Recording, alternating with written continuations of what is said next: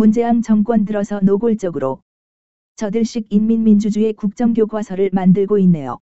역사교과서 교육과정 평가원 시한 초안이 논란이 되고 있습니다.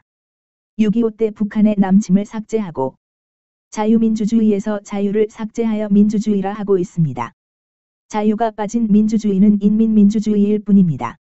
유엔군 참전, 인천 상륙작전, 중공군 참전, 한미상호 방위조약, 정전협정 등을 삭제한다고 합니다.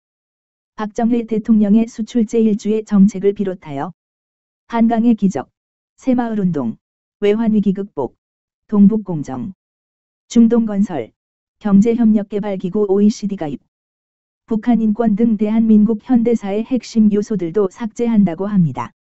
그야말로 북한의 교과서보다 더한 물라이트 교과서이네요. 학교 다니는 아이들과 손자들이 있다면 이런 교과서와 전교조 교사들이 우글거리는 학교를 보내지 않고 그냥 집에서 홈스쿨링이나 했으면 좋겠다 싶습니다. 아래는 이와 관련된 조선일보의 2월 6일자 기사를 안중규TV, SNSTV가 리메이크해서 올립니다. 아래는 기사의 발문입니다. 교과서 집필 시안에서 북세습, 6.25 남침을 배, 남정통성 부각 않고 북과 동 등 국가로 서술, 교육평가원 북인권도 삭제, 집필 기준 명확해도 문제 많았는데 노 정부 때도 적시한 북인권 등 핵심 지침 빠져 좌편향 교과서 우려, 환경 등 20세기 후반 세계 문제도 미국이 원인인 것처럼 묘사. 이상은 기사의 발문이었고요. 아래부터는 기사의 본문입니다. 전국의 중고교 학생들이 2020년부터 배울 역사 교과서 집필 기준 시안에서 북한 정권 세습과 북한 주민 인권이라는 표현이 사라진 것으로 확인됐다. 6.25 남침이라는 표현도 삭제됐다.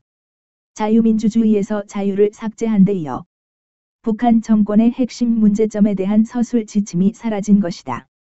현재 중고교생들이 사용 중인 2009년 개정 교육과정 역사 교과서 집필 기준에는 오늘날 북한의 세습 체제 및 경제 정책의 실패, 국제적 고립에 따른 체제 위기와 북한 주민의 인권 문제 등을 서술한다고 돼 있다. 그러나 지난달 26일 한국교육과정평가원이 공청회에서 공개한 중고 역사, 한국사 교과서 교육과정, 집필 기준 시안에는 북한의 세습, 북한 주민의 인권이라는 표현은 없고 북한의 사회주의 독재 체제라고 간략히 표현돼 있다. 북한 주민의 인권은 집필 기준이 처음 만들어진 노무현 정부 시절부터 이명박 정부 시절 만들어진 현행 집필 기준까지 꾸준히 들어가 있었는데 이번에 빠졌다. 또 현행 교과서 집필 기준에는 6.25 전쟁의 개전에 있어서 북한의 불법 남침을 명확히 밝히고라고 기술돼 있는데 이번 집필 기준 시안에는 6.25 전쟁의 배경과 전개 과정을 살펴보고 전후 남북 분단이 고착되는 과정을 파악한다고 고쳤다. 현재 집필 기준 개발에 참여 중인 한 관계자는 전반적으로 지금까지 남북한 관계의 갈등과 대결 구도를 부각하기보다 미래지향적 방향을 보여주자는 취지가 있었다고 말했다. 역사 교과서 집필 기준의 표현 사용 여부. 2020년부터 중고교생들이 배울 역사 교과서 집필 기준 시안에서 우리 헌법의 기본 원리인 자유민주주의 표현 중 자유가 삭제된 데 이어 6.25 남침, 북한 세습, 북한 인권 같은 핵심 표현이 줄줄이 빠져 논란이 되고 있다. 한국교육과정평가원은 공청회에서 공개한 집필 기준 개발 방향을 통해 집필 기준의 적정화, 최소화 방침에 따라 시안을 만들었다고 밝혔다.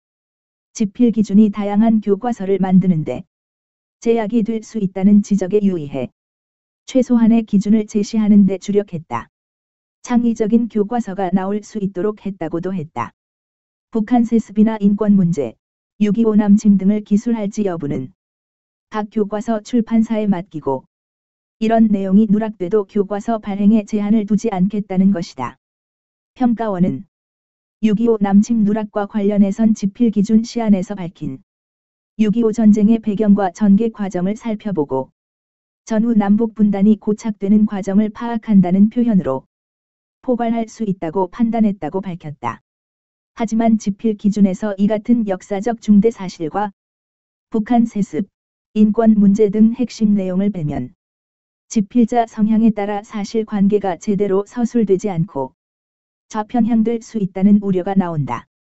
과거 이명박 정부 때 만든 2009 개정교육과정 역사교과서 지필 기준에는 6.25 전쟁의 개전에 있어서 북한의 불법 남침을 명확히 밝히고라는 구체적 지침이 있었다. 하지만 지침이 명확했는데도 6.25 원인을 오해할 수 있게 서술한 교과서가 많았다. 예컨대 38도선이 그어지고 6.25 전쟁이 일어나기 이전 남북한 간 많은 충돌이 있었다. 이러한 상황에서 남북한은 서로 통일을 주장하였다고 서술해 마치 남북이 모두 전쟁에 책임이 있는 것처럼 오해할 수 있게 쓴 교과서가 있었다.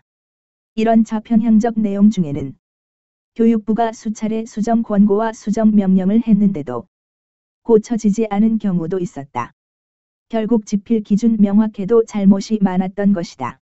이번 지필 기준 시안에서 남한과 북한을 동등한 국가처럼 다룬 부분도 문제가 되고 있다. 시안은 대한민국의 발전 부분에서 남한과 북한의 각각 들어선 정부의 수립 과정과 체제적 특징을 비교한다고 제시했다. 또 교육과정 시안의 학습 요소 가운데 6.25 전쟁과 남북 분단의 고착화 항목에서 반공주의와 독재와 북한의 사회주의 독재 체제를 나란히 나열했다. 대한민국 정부는 유엔으로부터 한반도의 유일한 합법 정부로 승인받은 사실에 유의한다는 내용도 빠졌다. 박인현 대구교대 교수는 남한과 북한의 독재를 나란히 나열해 마치 두 국가가 똑같이 독재 국가로 문제가 있다는 걸로 보일 수 있다고 밝혔다.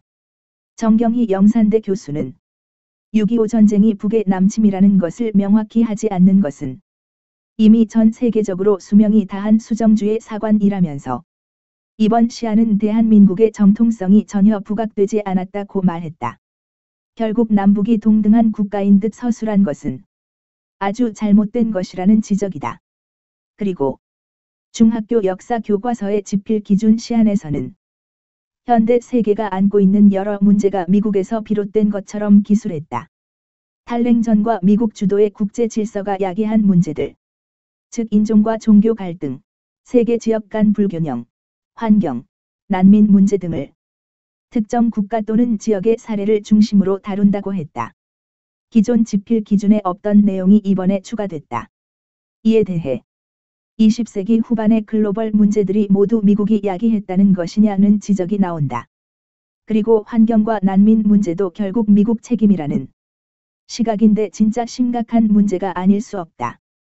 교육부는 평가원이 지필 기준과 교육과정 시안을 이달 말 확정하면 그 시안을 검토해 상반기 중 확정, 고시할 계획이다. 교육부는 교육과정, 지필 기준 개발자 46명의 명단을 공개하지 않고 있다. 이상은 2월 6일자 조선일보 기사를 SNSTV가 리메이크했습니다. 문재인 씨 좌파 독재 정권이 미쳐도 단디 미쳤습니다. 헌법 전문에서 자유를 뺀다. 촛불 쿠데타를 헌법에 넣겠다고 지랄하는 문재앙 정권은 그야말로 재앙 덩어리여 적폐 덩어리일 뿐입니다. 재앙 대재앙, 문재앙 아웃입니다. SNSTV, 안중규TV 구독자 여러분. 지금 SNSTV와 안중규TV는 문재앙 정권에게 큰 탄압을 받고 있습니다. 알람이 차단되고 표지의 화면이 제대로 나오지 않으며 광고 수익이 거의 80% 이상 차단되고 안중규TV는 아예 영상 업로드가 차단되어 거의 죽은 플랫폼이 되고 있습니다. SNSTV, 안중규TV의 구독을 많이 눌러서 응원과 격려 부탁드립니다. 여러분 대단히 감사합니다.